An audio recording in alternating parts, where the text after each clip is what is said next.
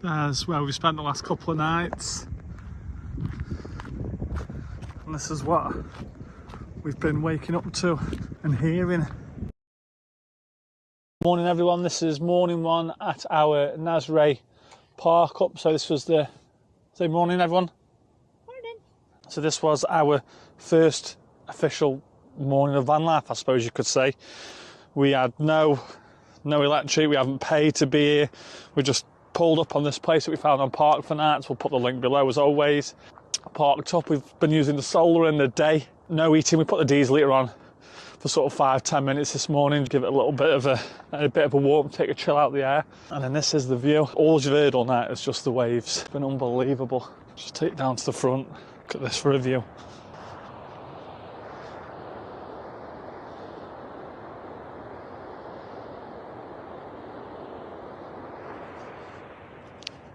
You'd never get bored of seeing that, would you?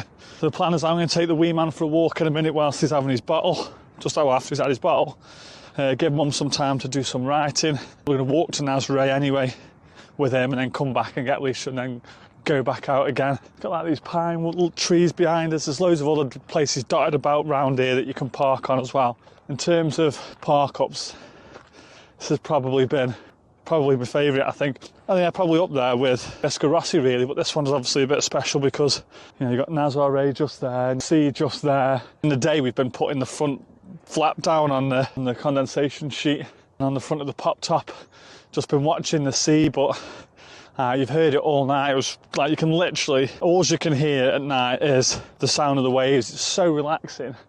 And obviously when these guys go, you don't hear them, which is strange. I thought you'd hear them sound like a big helicopter or whatever, but you don't hear them at all. But this is a beautiful, beautiful place. I'm hoping Nazaré is as nice as what I hope it is. So from the park up, it's about a 3-mile walk. It's about an hour for me, Lisa, with the pushchair. Second time I've done it today, so I took Rory on one of his morning walks just to give Lisa a bit of time this morning because she had some work to do. I've already brought him along here and brought him all the way back, so I'm absolutely shattered. But this is sort of on the outskirts of Nazaré. Like I say, I went down before. It looks absolutely amazing down there. We'll hopefully get some nice shots and hopefully do it justice. There's some nice gaffs around here. So Nazaré is famous for its massive waves, so any videos that you'll ever seen about people surfing big waves and world record waves would have been in Nazaré, and that's something to do with the bay. Like the only place in Europe where it does it. What is that? Is that a snake? So there's like a deep gorge or something like that about 1,000 meters offshore, which means that the waves get really, really, really big. There's like a famous fort that's got a bit of a lighthouse on it, which once again is a really popular place where people take loads of pictures and stuff like that. So we're going to head there first and try and enjoy some Superbox in the sun, see if we can find somewhere with the Stoke game on. Look at this mad guy. You mustn't be a big fan of GPs, babe. Just making our way down now to the fort. There's the famous lighthouse. People fishing there. Where? It's a seagull. Like a velociraptor.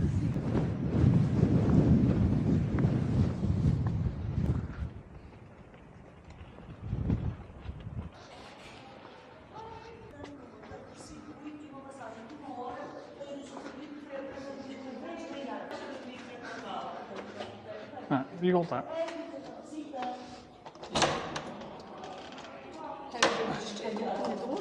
What? I'm too up. You want? Yeah. Let's try not to open the door, eh?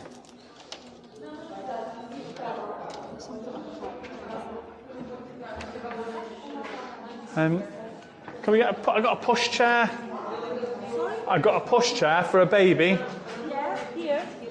Oh. Yeah, it can't get through the door. Yeah, no problem. Oh, thank you, mate. It's because of the cold. Yeah, I'm sorry, mate. No problem. When you leave, just ask us to open the door again, okay?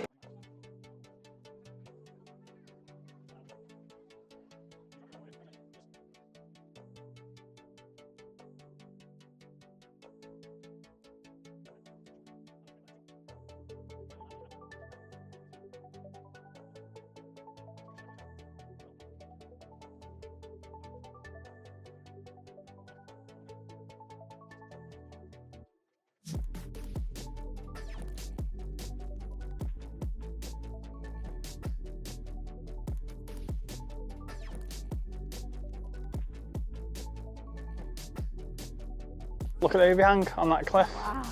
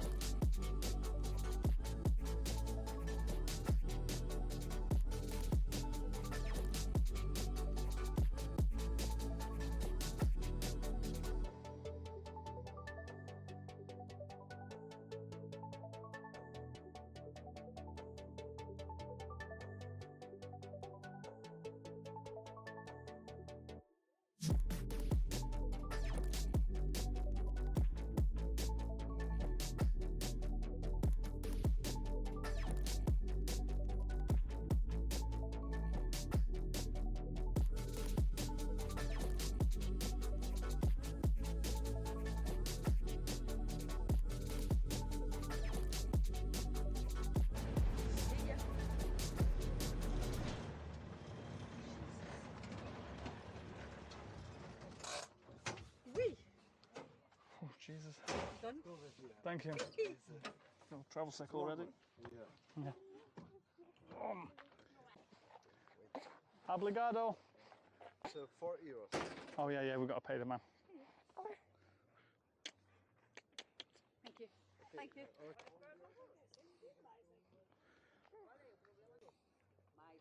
Give me the small child. Oh,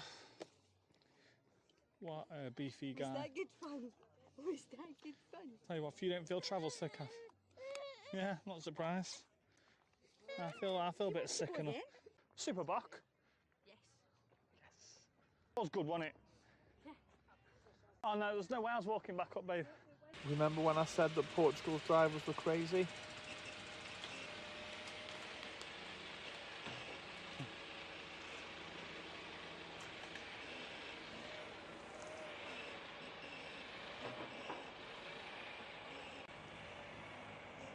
Jesus. Good morning, everyone.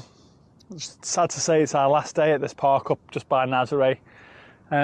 So we worked out yesterday that we were behind schedule by a couple of days, so we're going to have to try and merge days. So what we're going to try and do today is we're going to try and head an hour south to a place called Peniche, which is a little bit of land that sticks out in Portugal, because you can get a ferry from Peniche and do a boat excursion for 4 hours, and then go from the boat excursion at 6:30 and then travel an hour and a half south to try and get down to a park up in Sintra. It's 10 to 11 now, and obviously we haven't packed away, he's being fed and stuff like that, so we've got quite a lot to do. So I'm going to just rally a bit now, whereas I normally prefer to have a slow pack down. I'm going to endeavour to have a quick pack down today and do what I can, try and get us on the road by 12:30.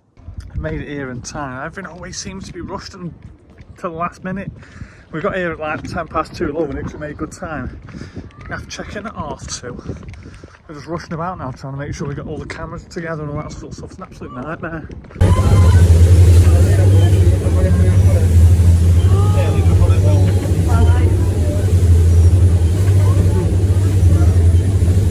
This is the worst part, okay? Then it will be better.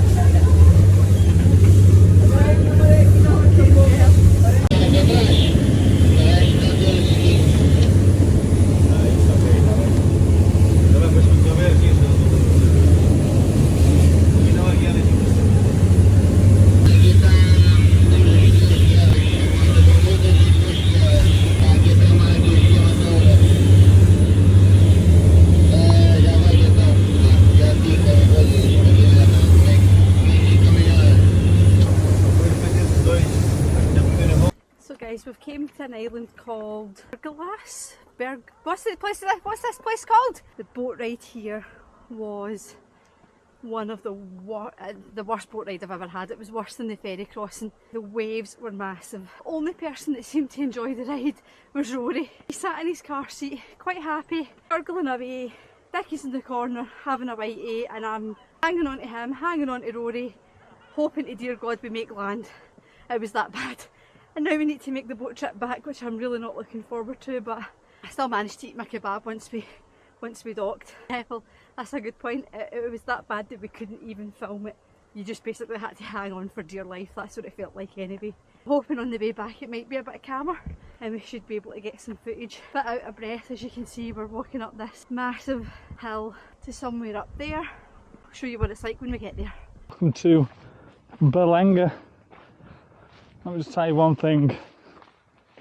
I do exaggerate sometimes, but that was without doubt the worst experience of my whole life. It was horrendous. Sitting in the cabin area, carry bag to my face, on the verge of throwing up, and then got here and then just had sea legs then, just everything was swaying. So I spent the first half an hour of being here sat on the shore looking into an empty carrier bag. It was awful. So we've got till 5:30 now to get around and have a look at the place. We're rushing around a bit like maniacs. We're going to try and get down to that little fort down there. A little bit like Fort Boyard from the TV programme, babe. The worst thing is that got 20 minutes to get all the way back. I don't think the way back will be as bad because I know what to expect this time. I won't have just eaten a doner kebab. I'm going to sit by the window and give it dog head all the way back. This is a UNESCO World Heritage Site, so the only bit of history that I know was that originally it was a lighthouse up there. It's about 3 miles offshore, do you reckon? 4 miles offshore, babe? Originally started off as a lighthouse, but then obviously over the years and wars and stuff like that, it was used as like a fort to protect the Portuguese mainland. Now it looks like it's just mainly frequented by hippies and birds, really. Very nice, mind. No, thank you. But then what happened? I think the island originally, there's loads of shipwrecks around here anyway. That was it. But then the pirates kept raiding the place. Oh, that's right. So, right, no, that's right. What do you mean, no, that's right? Yeah, that's right. Yeah, no, you're right. What were you thinking? No, because, You're right as well. yeah, I know, but you've got more context. So the history behind the island was it was notorious for shipwrecks. So they set up a monastery to help rescue sailors that were caught in shipwrecks. However, pirates kept coming and doing it over. So they then turned it into a fort and put boats on. Look at that as well over there, babe. I'm a bit annoyed really that I got so seasick and we've not seen as much of this as we should have really. And I'm glad we came now.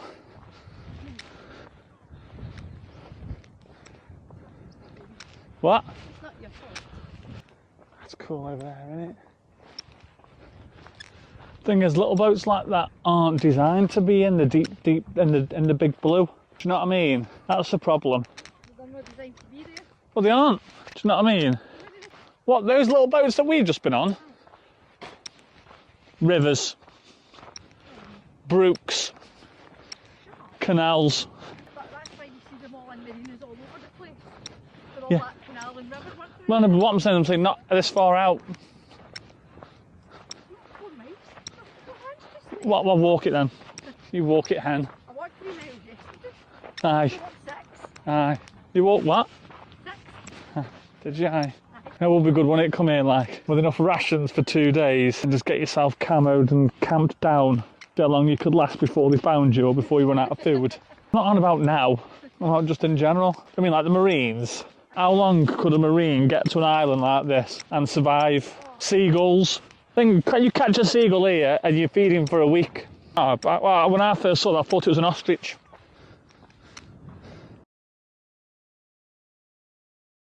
So from the park up where we stayed last night is this absolute beast. So you can just see the top of it from where we are. So this is Palace of Mafra or the Convent of Republica, something. So basically it's an 18th century palace that was built by King Zhao. I think from things I've been reading up, it took 40 years to build, 40 years to build. At any one time there was 15,000 people on site working on the building. It's like everything seems to be in Portugal. It's a UNESCO World Heritage Site, so that's 2 and 2 days for us. It was in the top 7 wonders of Portugal. 28th biggest palace in the world, I believe. 1,470 windows. Absolutely massive.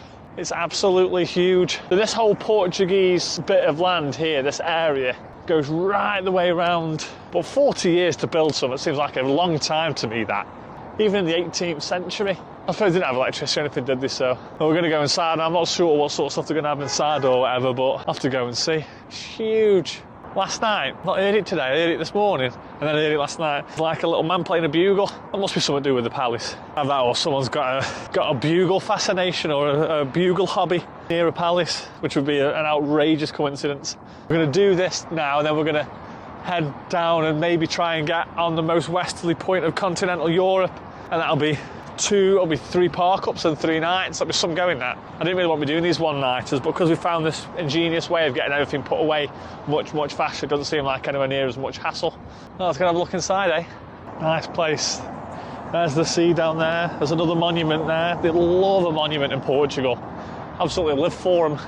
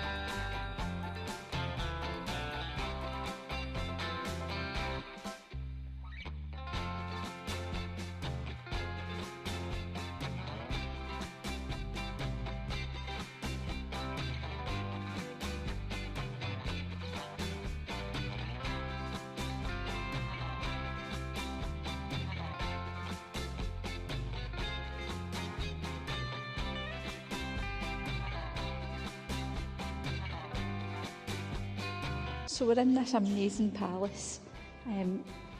Just look at the ceiling. It is unbelievable. Like, I don't know nothing about history. I'm sure Rich has already given some facts on the place, but every room we go into, the ceilings are painted with the most amazing, I'm sure there's a word for this type of painting, it's lost on me, but even the walls, some of the artefacts, don't know if that's the right word either, but some of the stuff in this place is unbelievable. 24th largest palace in the world. I'm seeing lots of pictures of the baby Jesus, lots of statues of the baby Jesus. Biblioteca. One of these are the real books. And weirdly enough, the best part of the whole palace was the library. Difficult to try and explain as to why, but it just felt different. The room just felt different, whether it was because of how quiet it was, but you could literally feel the history. I wonder if that's why you have to keep this down so that you can't have the handle and try and pull them off the shelf or something. Gets better look up.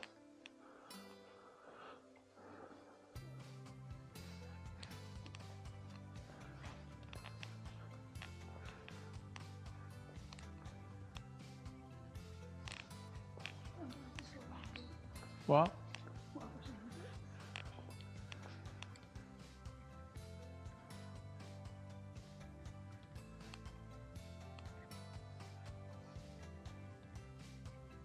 It's quiet, that, isn't it?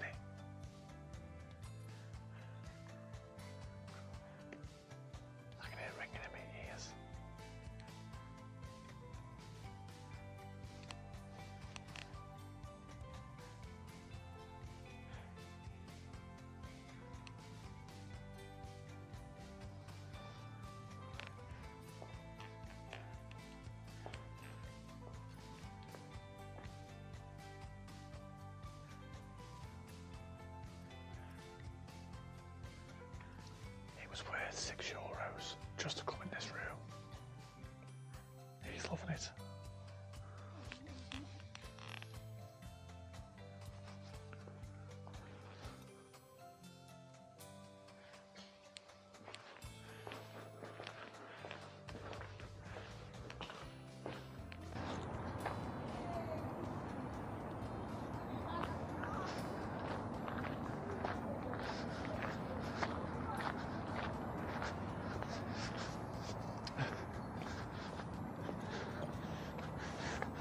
Palace done now. We're going to head to the most westerly point now on continental Europe, and we're going to go up there for a night and have some pizza on the Cardac. So I say it'll be three park ups and 3 nights now, this will. So maybe look to get on the site in a couple of days or whatever, just have a bit of a break for a couple of days.